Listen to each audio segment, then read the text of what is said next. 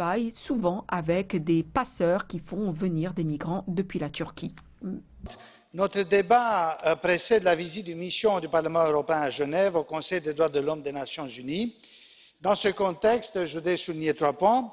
Premièrement, j'estime qu'il faudrait agir plus au niveau international pour attirer l'attention aux difficultés croissantes que les organisations de la société civile et les défenseurs des droits de l'homme rencontrent dans plusieurs pays tiers.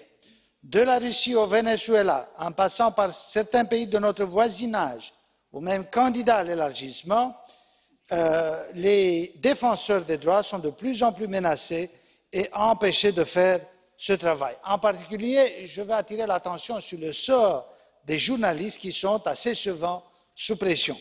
Pour contrecarrer ces tendances, il faut, je crois, tirer un signal d'alarme dans chacun des cas où les lois sont manipulées par le pouvoir politique pour réduire au silence la société civile ou bien, comme je disais, les journalistes. Deuxièmement, je voudrais insister sur l'importance de réfléchir au niveau international à la meilleure façon de rendre justice aux victimes de Daech et donc de juger les crimes que cette organisation est en train de commettre.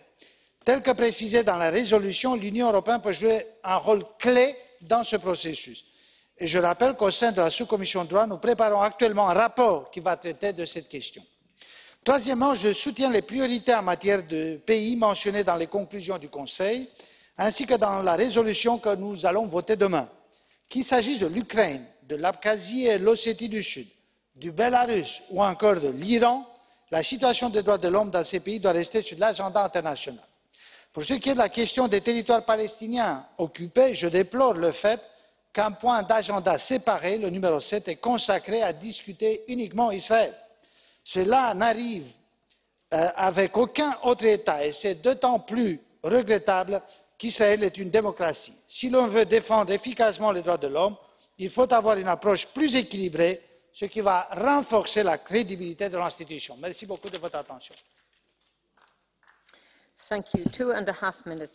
Merci. 2 minutes 30 pour Monsieur Panzeri.